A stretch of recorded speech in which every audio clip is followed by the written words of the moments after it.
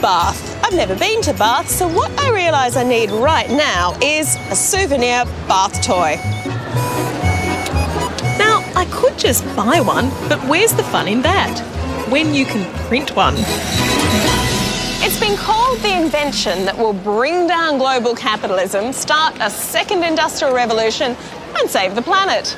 Maybe a slight exaggeration, but there's no doubt the world will be a very different place when each one of us has a 3D printer. This pretty little village just outside Bath is an unlikely hothouse of industrial subversion. And its chief subversive, even less likely. So, this is the thing that's going to print my Bath souvenir. It is, yes. It's called RepRap. It's a 3D printer. So what it does is it takes this plastic filament here, it melts it and deposits it. It can build virtually any three-dimensional shape that you care to mention. And this is the thing that's going to bring down global capitalism?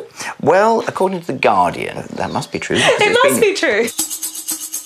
And Adrian makes this incendiary device for a mere £300. So it ain't pretty. No, not supposed to be. It's supposed to be functional. But it's cheap. But it is cheap.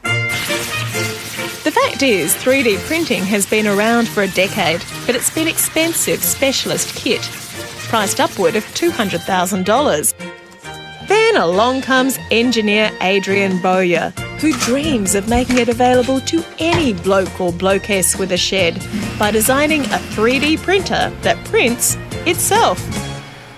Well, it prints all the complex plastic bits, and the metal bits holding it together you can get from a hardware store. And here's the really radical bit. It's essentially free.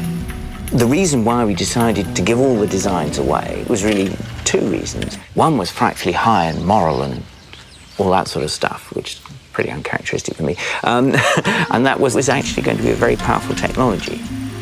And if you have people who have access to it and people who don't, that makes for bad things happening. Anyway, after about 10 seconds after I'd had that higher moral thought, I realised that I had to make it free anyway. You've got a machine that copies itself and you try and prevent people from exploiting it. You're basically saying you want to spend the whole of your life in court, got better things to do, so made it free. And to give you an idea of what the future may hold, this is a true story that happened recently to Adrian's daughter.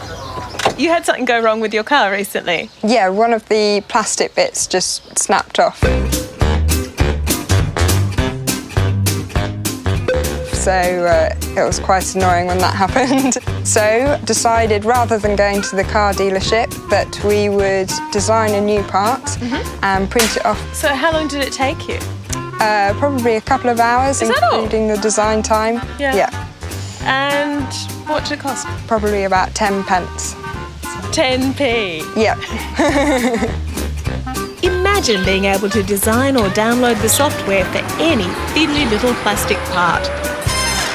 Right, I'm going to make my Bath souvenir, so I've downloaded the recipe, I've got the ingredients, got the appliance. Let's cook. While that's printing... How cool is that? Let's check out what's happening to 3D printing in the smart end of town. Over in Melbourne, this is Ignition, where they're sporting one of the latest commercial 3D printers. You can really see the detail, can't you? So let's see what it can do for me. Well, we've decided to make a 3D print of my head. And because the scanner will have a bit of trouble picking up little fiddly wisps of hair, we've agreed on a French plait. Here we go. 3, 2, 1... I have to say, this is unexpectedly freaky, seeing my head captured inside a computer. I feel like I'm in a real-life version of The Matrix. The first scanner captures everything in super fine detail. Then a second scanner gets an overall picture. Now the software starts integrating it all. It's amazing technology, getting better and cheaper by the year, and it's now going well beyond simple plastics to resins, even metals.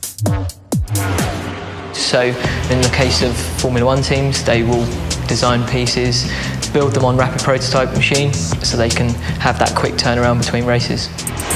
And they're already being used to make bespoke body parts and many other amazing high-tech designs. So this is a haptic device. It gives you force feedback.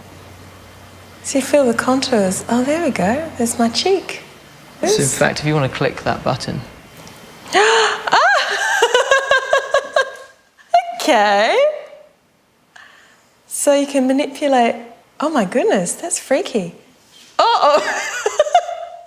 It's pretty easy to screw your face up on this. Can I have elf ears? Let's see. Sold. That's how I want it. It's here. And by the time I get home, there's a present waiting for me. Look at that. It's revolutionising some workplaces. But the real revolution will come when we all have one. And this to me is the most exciting thing about all this. You may notice I am holding a milk bottle made of plastic. Their next project is to design a downloadable shredder that will take this bottle and turn it into the substrate for the printer. And here's an idea. When your children's feet grow, as they so inconveniently do, you shred the sandals, chuck in another milk bottle and make a bigger pair. That is brilliant. And if you think the music and the media industries have been shaken up by free downloads, consider the future implications of this. Now, think about how a conventional item like the coat hook gets to you. Somebody goes and drills an oil well. Somebody else turns it into plastic. Somebody takes that plastic and turns it into coat hooks, and then they send it to a hardware store. Now, suppose you can make your own coat hooks. You've suddenly bypassed an enormous great chunk of the value-adding supply chain. That's why people say, and I'm not sure I believe them incidentally, that it might be the end of capitalism. Now it's ready. My plastic protest against the hegemony of mass-manufactured materialism. Here we go. A bath toy from Bath.